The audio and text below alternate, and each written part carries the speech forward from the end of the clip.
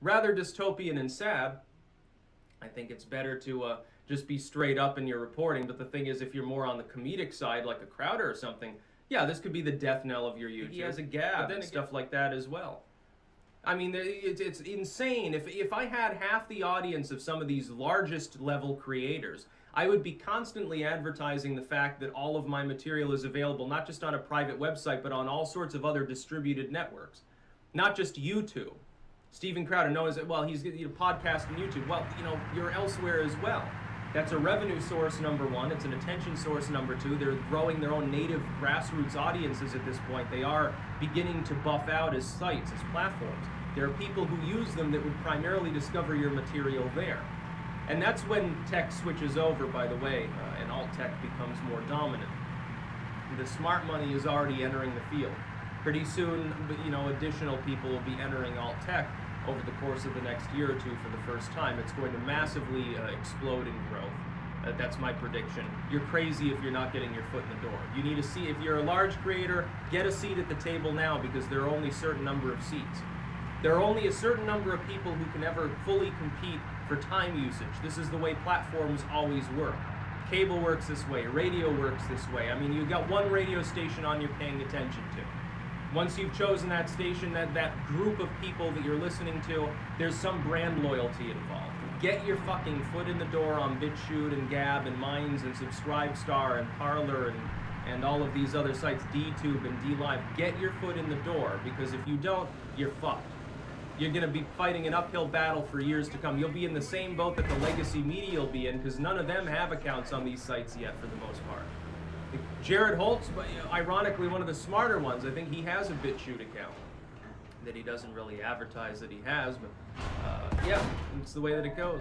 That's about all. All right, everyone. Yesterday, the U.S. House convened in order to vote on condemning Trump, his tweets that are labeled racist despite not mentioning race. They're considered racist because apparently he used a more general sweeping term to denote a group specifically of 4 House members, so-called progressives, socialists, saying that they should, go back to their nations of origin if they don't like the U.S. Now, what this has to do with race, I'm not sure. And by the way, only one of them actually is foreign-born.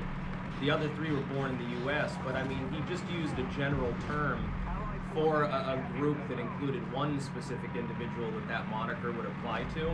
And I don't think it was oversight. I mean, he did it on purpose, which is why the Democrats are so fucked up right now. But it's amazing to me, as I'm looking at it. You've got 48 hours of nonstop upheaval. The neoliberals close ranks around the progressives, push them to the front, and let them speak uninhibited, which is exactly what Trump wanted. And he mentioned this the other day.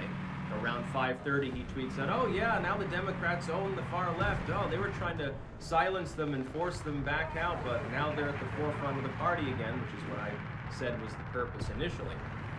CNN dragged Spencer on. I'm going to have a separate video just about that. But then they try to hold this vote to rebuke Trump, to condemn him for more racism.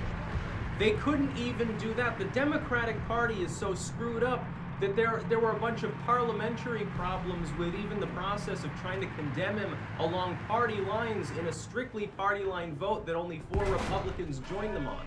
So the Republicans right now, they look hardened like a rock. So they've closed ranks completely. They're saying, no, there's nothing racist about these. They finally grew some balls. Trump has managed to do something formerly thought impossible, which is to get the Republicans to stand up and actually have a spine.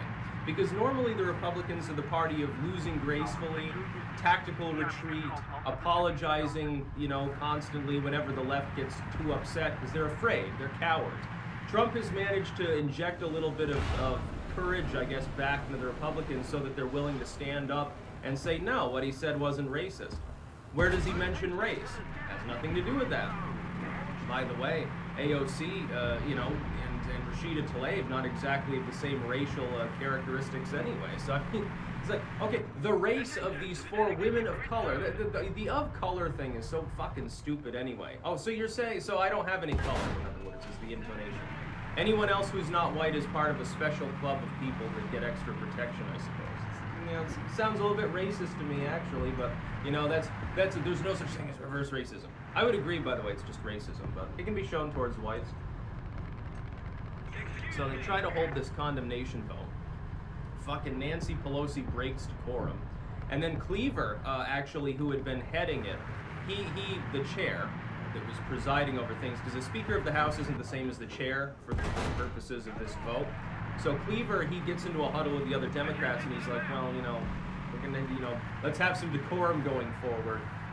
We have to condemn Pelosi for this because it's clearly in breach of House decorum, House rules. No, we're not going to do that, say the Democrats. And by the way, they vote later on to restore her speaking rights. But he quits. He leaves. He says, fuck it. I can't. The party has become ungovernable. You people don't understand strategy, and you don't understand the concept of having decorum. The Democrats showed themselves. They snatched defeat from the jaws of victory. Here's what happened during this vote. What should have been a straightforward, very simple party line vote rebuking the president in order to rile up their fan base turned instead into a freak show where they spent hours debating parliamentary procedure first. They couldn't even hold their vote until hours later. They made a mockery of the U.S. House insofar as it's possible to make it more of a mockery than it already has been for a century. They make a mockery of the legislature, and they mock themselves. They looked ineffectual, they looked chaotic, they looked schismatic, unprincipled, and stupid. And Nancy Pelosi helped that process by referring to Trump as racist, according to rules dating to the Jeffersonian period within the House. You are not supposed to directly insult and insinuate the character of the president. Now, the Democrats may say, well, it's clear that he's racist, so it's okay. Well, no, again, rules and procedures still apply even if you feel that way.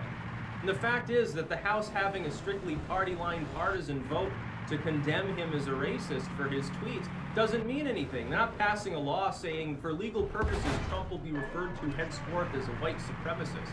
It doesn't make it objectively true. Trump didn't even mention race. So what the Democrats accomplished is looking chaotic, ineffectual, incapable of even governing themselves, let alone the nation. They looked unprincipled. They looked like a bunch of kids. This looked like the sort of thing that would happen if you had a high school debate team in a really fiery argument and they were trying to form sort of a mock legislature or something to debate an issue. This is what you would expect there. Things just sort of break down, rules are ignored, there's no decorum at all, and people start insulting each other. At the end of the day, what does this do? It doesn't amount to a major scandal, for Trump, I mean. All it does is make the Democrats look fucking stupid. They've got egg on their face right now. They wouldn't have, if they had just held a standard vote.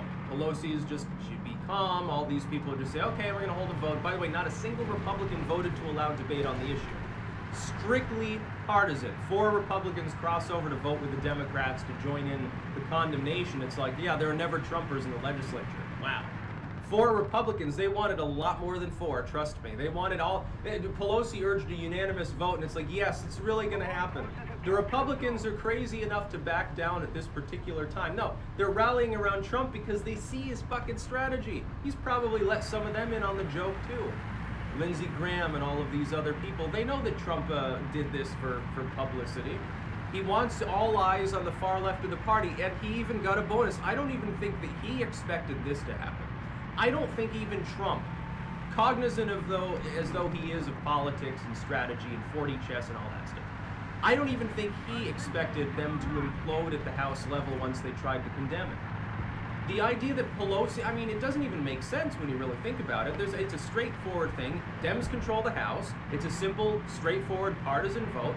Just hold the vote. Have a little debate, huddle, say, okay, we're going to vote now. The Republicans vote nay. The Democrats vote yay. The Democrats have condemned the president and called him a racist.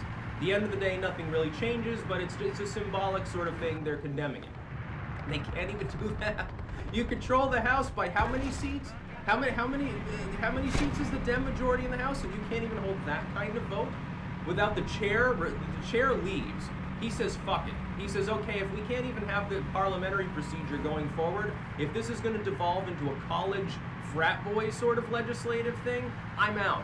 Cleaver leaves and leaves some other dude in charge. I can't remember his name, Stenner or something like that. He takes over. He still condemns Pelosi. He says, look, she breached the rules. The Democrats then vote, again on total party lines, with all the Democrats in favor of doing so, to not strike her words from the record, which is like, okay, so you're ignoring parliamentary procedure now, for what it's worth, because the House has done this before, admittedly. and then to restore her speaker's role. It's crazy. They can't even hold a vote to condemn Trump at this point. He's sat back. I guarantee he was watching and laughing. Oh God, he must have had C-SPAN on or something, or a YouTube feed. What are these people doing? I don't understand how you can be so inept and so dumb. It doesn't even make any sense. So, yeah, Trump got his wish. Oh boy. He really got his wish. Way more than I initially anticipated. Everything has lined up in the last 72 hours to be perfect for him. Dems look unhinged, barely even hold a straightforward partisan vote. They push the far left to the forefront. The legacy media is getting people who are like literal alt-righters on board to complain about Trump. Like that optics isn't gonna fucking backfire for the corporatists. Oh my God, it's hilarious. That's about all. Peace out. Alright everyone, it's time for another garden update. It actually just started sprinkling a little bit, so I don't know. I'm not going to fear the rain or anything. You see my one Brussels sprout that came up, doing well, so I guess I'll get a good meal of Brussels. Lots of beet action going on. The roots are starting to expand more rapidly now that the greens are sort of fleshed out.